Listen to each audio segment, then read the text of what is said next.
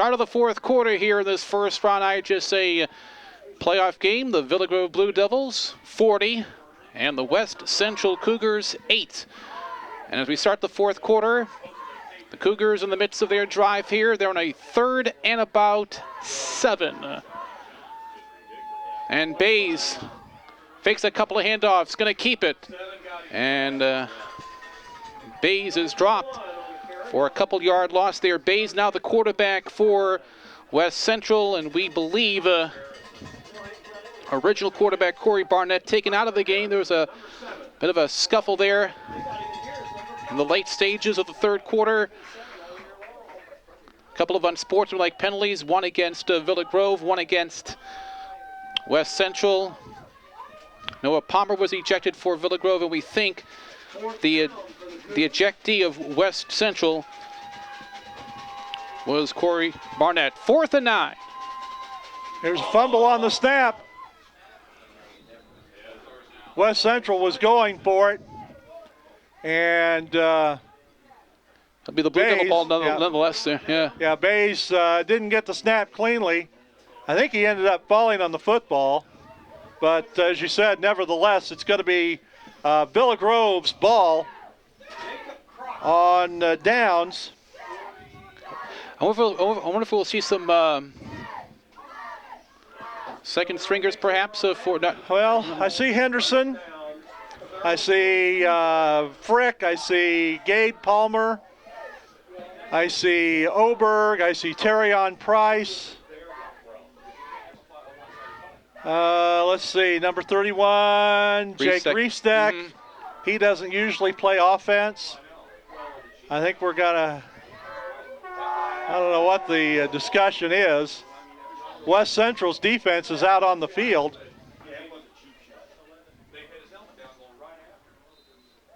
And let's see. Okay, Devin Fredericks out there, Logan Vollmer, Henderson, Frick, Wyatt Beasley.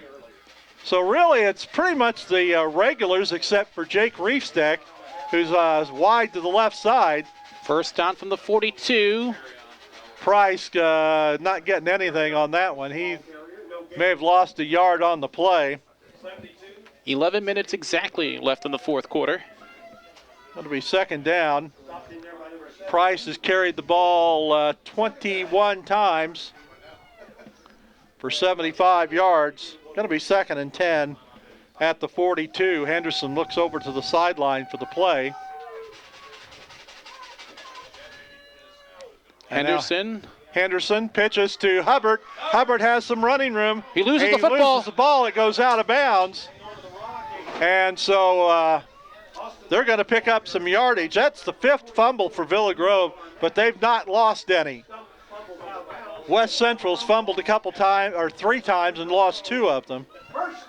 Austin Hubbard fumbled. It went out of bounds at the 43 of West Central. It was last touched by Hubbard before it rolled out of bounds, and so a 15-yard gain.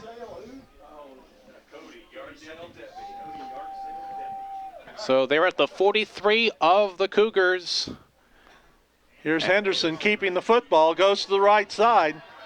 25-20 and out of bounds at about the 25-yard line. Another first down. 18-yard play, good clear out there by Gabe Palmer, number 34. Shane Frick also good blocking.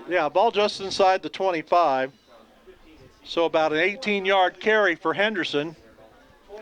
He's over 167 yards, got 167 yards unofficially on 20 carries. Terrion Price right up the middle. Give him 5 yards. Okay. It'll be 2nd and 5 at about the 20. Riefsteck is split out to the far side. Number 31. Gabe Palmer, 34, split out to the near side. Gabe Palmer with a touchdown catch today. And Henderson, Going to keep it himself, and he goes forward to about the 9-yard line. 11 yards there.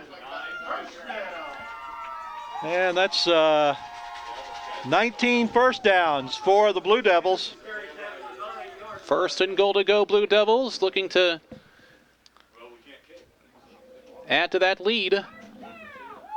9.5 minutes to play. Yeah, and the Blue Devils score, they're going to have, well, they'll go for 2, I'm sure, or they may go for 2 to get that 40-point lead. Terrion takes it between the tackles. And give him a yard on the play. Second and goal, I think about the 8-yard line. Clock keeps moving, 9 minutes to play in the fourth quarter.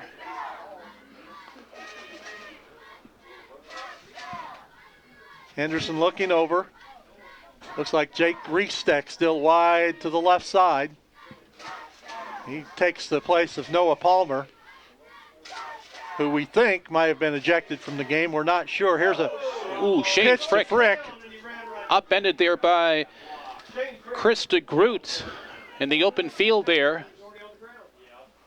Yeah, let's see. I don't think they're going to give him anything on the play. Third and goal. Frick has carried the ball 4 times for 13 yards.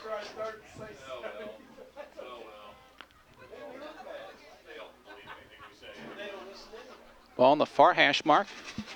Hubbard in the slot to the right. Gabe Palmer wide to the right. Henderson rolling, throwing, caught by Frick. Touchdown, Villa Grove! 46-8 on the 8-yard pass play. Second receiving touchdown for Shane Frick. He got the first points of the game, and he gets those right there.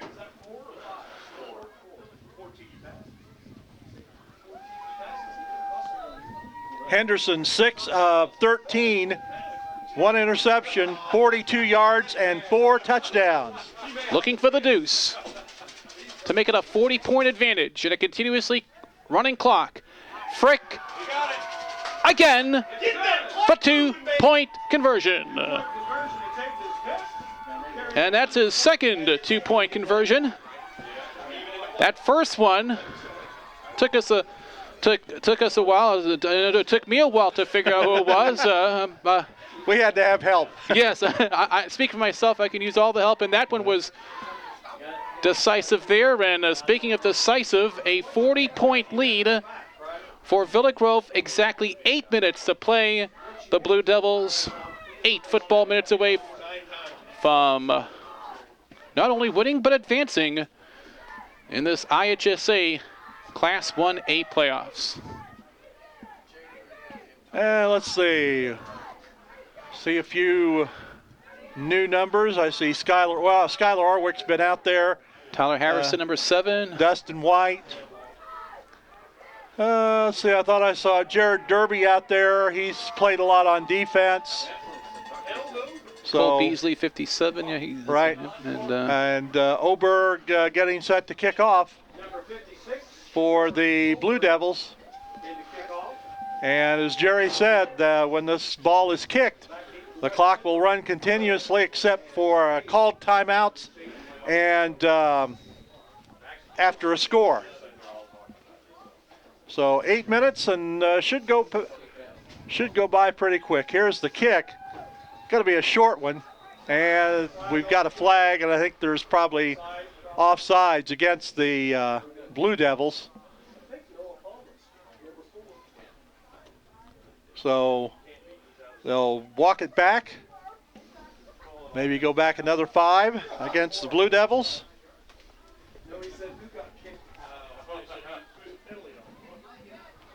According to my stats, that's 6 penalties against the Blue Devils for 45 yards.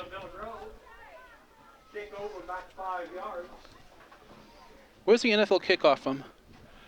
I have no idea. Okay, that's okay. Don't worry about it. What is it this week? They have so many rules on kickoffs and everything like that. It's just like, whatever. Here's a line drive. Going to be taken by Drew Barnett at about the 20. He comes up the middle of the field, gets across the 40, and up to about the 45-yard line. 44 fielding the kickoff. That's Drew Barnett. Stephen Miller, 27. Dustin White, 45. Terran Price, 3. And we've got a flag back at the 33, holding, or a block in the back. A block in the back against West Central.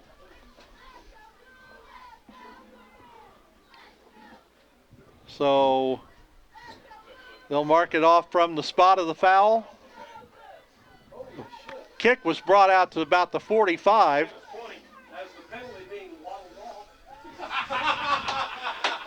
And let's see, West Central will take it at the 24-yard line. So about a 10-yard walk-off. From the point of the infraction. 5 penalties. 46 yards unofficially. Oop. And we've got some movement. Wes Lashmet, the tight end on the left side, moved. So that's 6 penalties for 51 yards.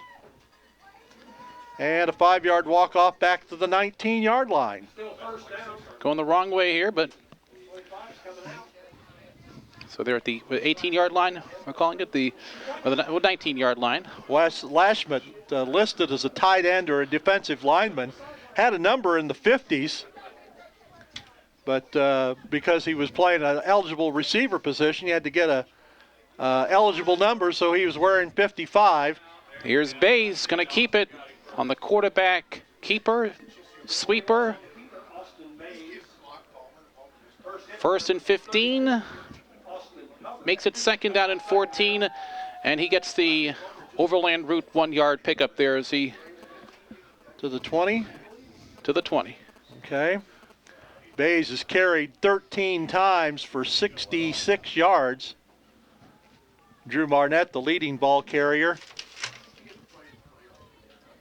72 yards on 12 carries. And let's see, can't tell who got the football. May have been Bays again. We've got an injured player on the ground for West Central. It might be maybe Clayton Savage. We'll wait and see. Let's see, the ball's still at the 20-yard line, so it's going to be 3rd down and 14 after the injury timeout.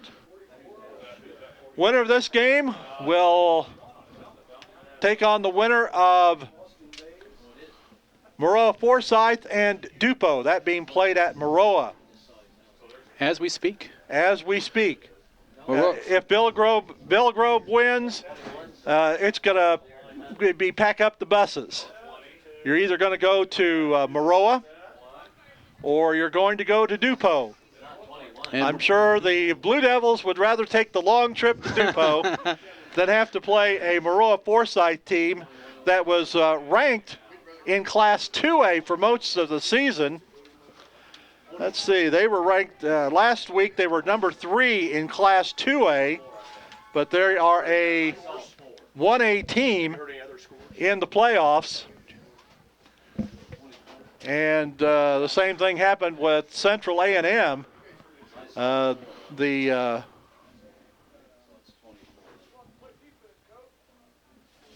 The Raiders were, well, they've been ranked, I think, in 1A most of the season. So, yeah, they were number 3.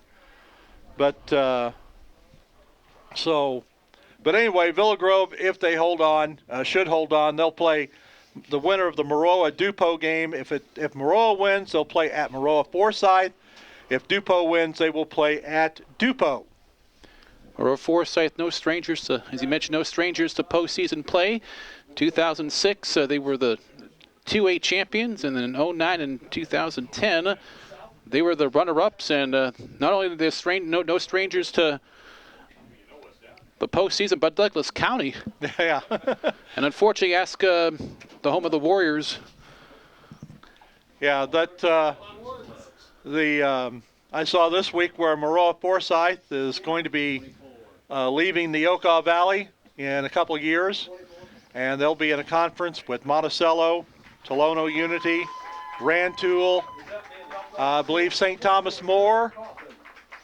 Let's see, St. Joseph Ogden, I also believe is going to be in that conference. So that'll be coming up, I think, starting in the fall of 2014. Trevor Cawthon was the injured Cougar, number 24. Okay. And he was helped out to the sideline there. And we resume play with 5 minutes and 20 seconds left in this fourth quarter at Ruskier Field. And the clock has started up once again. Kobe Hoover and Lashmet coming wide to the left side. And resume play, a 3rd down and 15. And here is Barnett. Flag is thrown in the midst of Barnett's run. And let's see. May have a hold on the play. Flag was thrown at about the 25-yard line. As Drew Barnett was coming around this side there. Yeah, he was motioning. Yep. Holding penalty against West Central. I think it was Lashmet probably guilty of the penalty because he was over on this side. It's been declined. Barnett got to the 24, so it's going to be 4th down and 10, a little over 10 to go. Now we've got a whistle and a timeout. Central. Called by West Central. Barnett's carried 13 times for 76 yards. And well,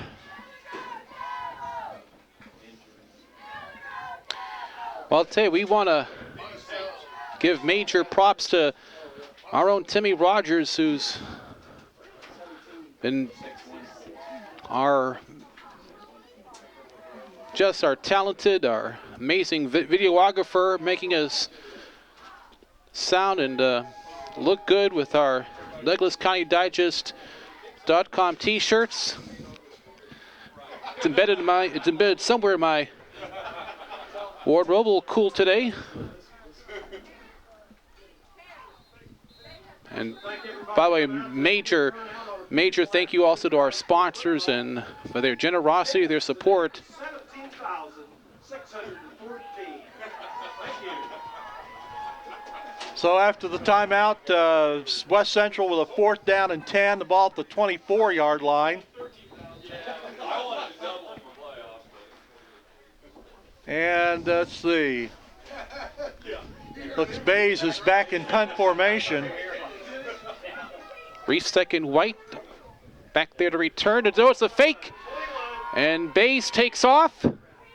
Far side, but he's going to be stopped shy. Yeah, I don't think he's got enough for the 1st down. And let's see. It's going to be about the 31-yard line. So he got 7 on the carry.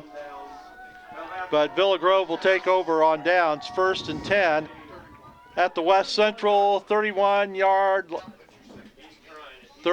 line. Gave it a good effort there. Yep. But the Blue Devils were equal to the task on special teams. That clock keeps a running here. 3:35 to play. And let's see. Henderson still coming in at quarterback. Here's Jake Reefsteck, Hubbard, Terrion Price, Frick, Gabe Palmer. And we've got a whistle and delay of game, I think, is going to be called against the Blue Devils. Keaton Ray, number 8, comes in. Here comes Gavin Arnold, number 55, into the contest. Thought I saw number 64. Kelly Chapman. Yep, a senior. Inside 3 minutes left. Number 45, senior Dustin White going into the game. Frick in motion. Here's takes a pitch to Frick. And he's brought down inside the 25-yard line. Call it the 24. So a gain of 7 for Frick. That'll be 2nd and 3. Zach Broker, number 2. Tyler Harrison coming in. Has that presidential name there. Yep. As election day looms large. Henderson gonna keep it. Henderson toward the 15. Henderson, let's see, did he get about the 16? Yes, sir. Okay, it's gain of 8. Henderson, we've got him for 186. And he gets a nice ovation as he heads to the sidelines. Very good day, to say the least, for Mr. Henderson. Got a touchdown run to boot, and Gavin Gunter now the new quarterback for the Blue Devils. And I think we've got a fumble. Get him off the pile. Let's see. I guess the Blue Devils retained possession. Loss of a couple.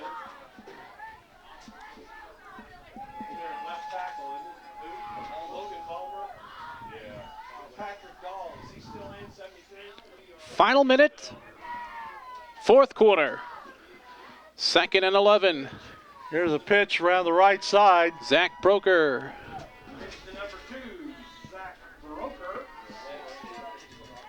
And I think he's going to get back to the original line of scrimmage. Coming out of the game, number 77, senior Logan Ballmer. And number 73, senior Patrick Dahl. Hey, you don't have to snap the ball. 30 seconds left. Tanner Bergner in on the offensive line. We see number 76, Trenton Schroeder. That's Zach Broker taking the pitch. And we've got a flag at the end of the play. No, I don't think there was a gain on the play, but there was a flag, and There's a personal foul against West Central, but ladies and gentlemen, this game is over.